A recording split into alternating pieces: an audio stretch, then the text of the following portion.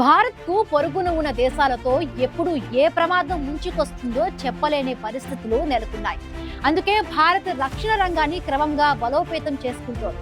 ఓవైపు ఉగ్రవాదం, మరొక వైపు పొరుగు దేశాలతో ప్రమాదం పొంచి ఉన్న నేపథ్యంలో భారత సైన్యంలో అధునాతన ఆయుధాలను చేర్చేందుకు రక్షణ శాఖ కీలక ఒప్పందాలు చేసుకుంది.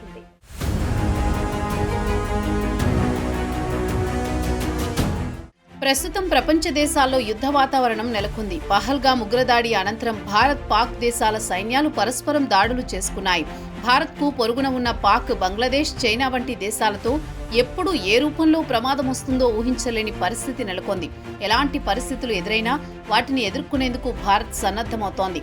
దేశ రక్షణ రంగంలో ఎప్పటికప్పుడు అధునాతన ఆయుధాలు చేర్చుకుంటూ క్రమంగా బలోపేతమవుతోంది. తాజాగా సాయుధ బలగాలను మరింత బలోపేతం చేసే దిశగా కేంద్ర ప్రభుత్వం కీలక నిర్ణయం తీసుకుంది.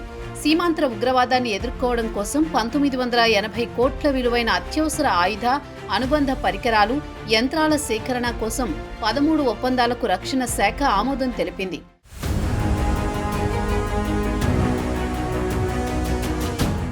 రక్షణ దళాలకు కేంద్ర ప్రభుత్వం ప్రత్యేక అధికారం ఇచ్చింది. అత్యవసర సమయాల్లో నేరుగా ఆయుధాలు, మందుగుండు సామాగ్రిని నేరుగా కొనుగోలు చేసేలా రక్షణ దళాలకు కేంద్రం అధికారం కల్పించింది. దీని కింద రక్షణ శాఖ తాజాగా కీలక ఒప్పందాలు చేసుకుంది. ఈ ఒప్పందంలో భాగంగా తక్కువ స్థాయి తేలికైన రాడార్లు, తక్కువ శ్రేణి వాయురక్షణ క్షిపణులు, లాంచర్లు, రిమోటెడ్ వైమానిక వాహనాలు, టేకాఫ్, ల్యాండింగ్ వ్యవస్థలతో సహా సంచరించే ఆయుధాలు వంటి సైనిక వ్యవస్థలను కొనుగోలు చేస్తున్నట్లు రక్షణ మంత్రిత్వ శాఖ తెలిపింది. అత్యవసర సేకరణ విధానం కింద వివిధ రకాల డ్రోన్లు, బుల్లెట్ ప్రూఫ్ జాకెట్లు, బాలిస్టిక్ హెల్మెట్లను కూడా కొనుగోలు చేస్తున్నట్లు రక్షణ శాఖ మంత్రిత్వ శాఖ పేర్కొంది.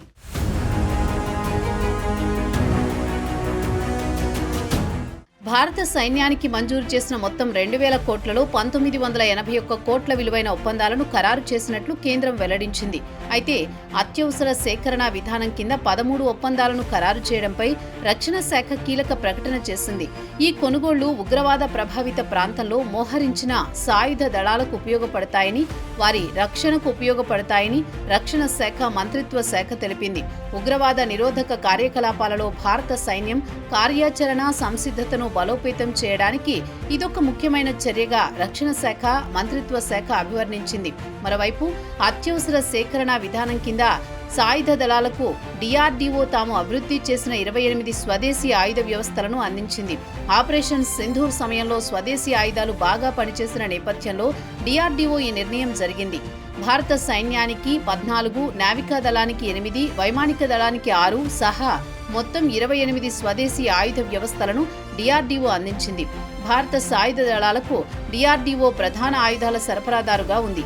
బ్రహ్మోస్ సూపర్సోనిక్ క్రూయిజ్ క్షిపణులు, ఎంఆర్ఏఏఎం ఎయిర్ ఎడ్జ్ ఫెన్స్ క్షిపణి వ్యవస్థలు, ఆకాశ్ ఎయిర్ ఎడ్జ్ ఫెన్స్ వ్యవస్థలను అందించింది. ఇవి పాక్పై చేపట్టిన ఆపరేషన్ సింధూర్ సమయంలో సమర్థవంతంగా పనిచేశాయి.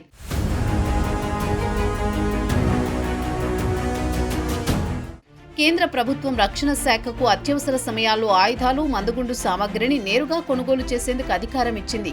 ఈ అధికారాల కింద రక్షణ దళాలు ఒక ఉత్పత్తి కోసం 300 కోట్ల వరకు ఖర్చు చేయవచ్చు. కాగా 155 mm ఆర్టిలరీ గన్ల కోసం మందుగుండు సామాగ్రి, man portable anti tank guided క్షిపణులు, very short range air defence system, smart anti airfield weapons, long range glide bomb, advanced light weight టార్పేడోలను త్రివిధ దళాలకు డిఆర్డీఓ అందించింది. వీటిలో రాకెట్లు, air to air missiles, air to ground క్షిపణులు, laser guided బాంబులు, టార్పెడోలు, నాగ్ క్షిపణులు, రుద్రం యాంటీ రేడియేషన్ క్షిపణులు, నావల్ యాంటీ షిప్ క్షిపణులు, గ్రెనేడ్లు ఉన్నాయని రక్షణ శాఖ అధికారులు పేర్కొన్నారు. మొత్తంగా రక్షణ శాఖ కీలక ఒప్పందాలు చేసుకోవడం భారత సైన్యానికి బిగ్ బూస్ట్ ఇచ్చిందనే చెప్పాలి.